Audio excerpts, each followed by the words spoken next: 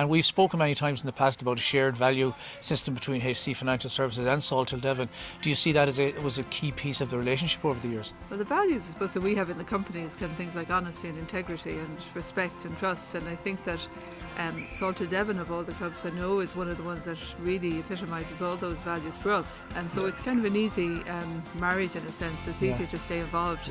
When you see those values continuing on year after year. Yeah, it seems almost that Salthill Devon and HC have almost grown up together over a number of years. Would you see that has been a fair reflection? It's probably a fair reflection. We're coming into our 25th year in business next year, and as long as we've been here, I think we've been involved in Salthill Devon, and so I suppose it's a bit like that. It's certainly a long-term relationship, and I don't see it changing for the future. I know HC have been very valued sponsors of Salthill Devon over the years, but you're also involved in a lot of other charities in town as well, and I know you're a keen cyclist, so I should share that interest with you. I do indeed. And you do contribute a lot across the spectrum, not just to Salthill Devon. I think, for a company like ourselves that has, benefited a lot from being in Galway, I suppose one of the values I see is that we should be giving something back all the time. And I don't find it that difficult to do that, and I think a lot of people in the company are the same. It's easy when you see the results of it, and you look around here this morning and you see what's happening.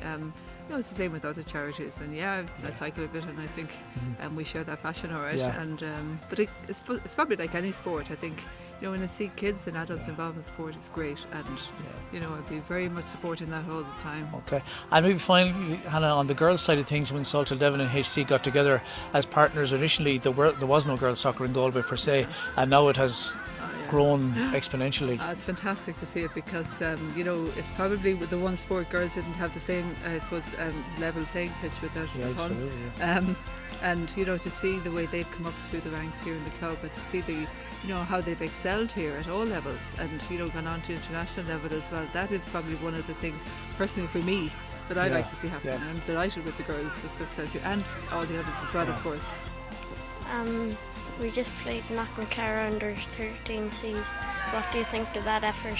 I thought it was excellent. It was a narrow loss against they're the league leaders, and in other outings they've been winning 8-0. And for us to be playing our formation of a 4-3-3 and with an outstanding man of the match. Who got man of the match today? John Cunningham, our goalkeeper, who was outstanding, kept us in it. I think we played really well as a team, and moving out our midfield, everyone did really well, and an excellent performance. What do you think yourself, John? There's only 1-0, and they've been winning out on their other ones 8-0, so they're the strongest in our league. How do you think we did, John? I think we did good. I think you did outstanding, coming out, brave little man coming out and stopping everything else. All of our team players, our defence, our midfields and our forwards, as in my opinion, played outstanding against the league leaders. So even though it was a 1-0 in the dying minutes of the game, we had a great campaign against them.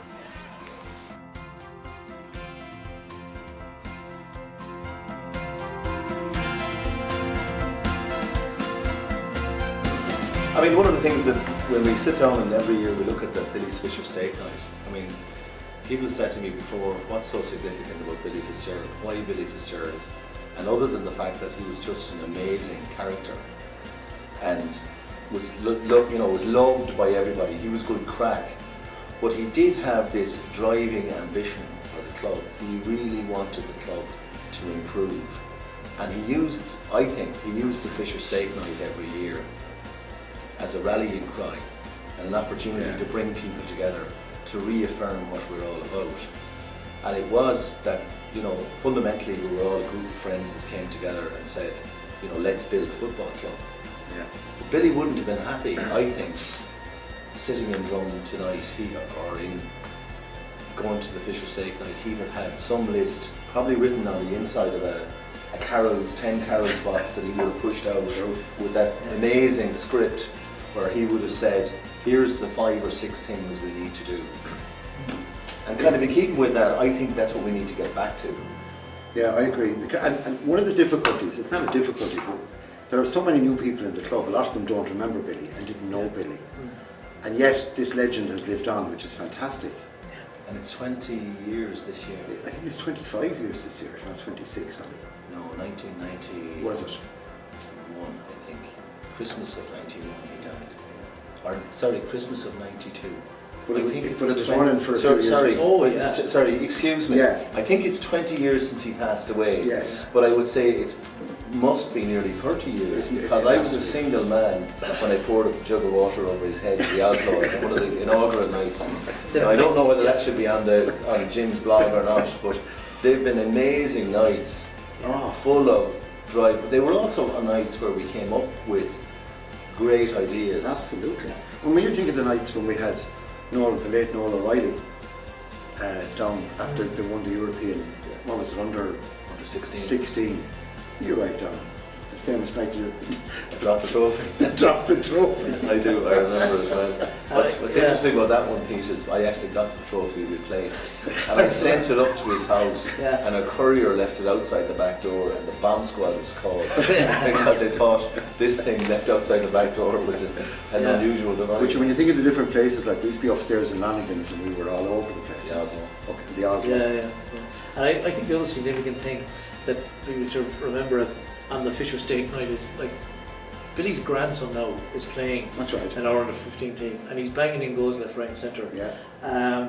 Shane is involved. and his son is a coach in the club. Yeah. And I remember when Shane was an 8-year-old playing down Salthill Park, and that's when Billy became involved first.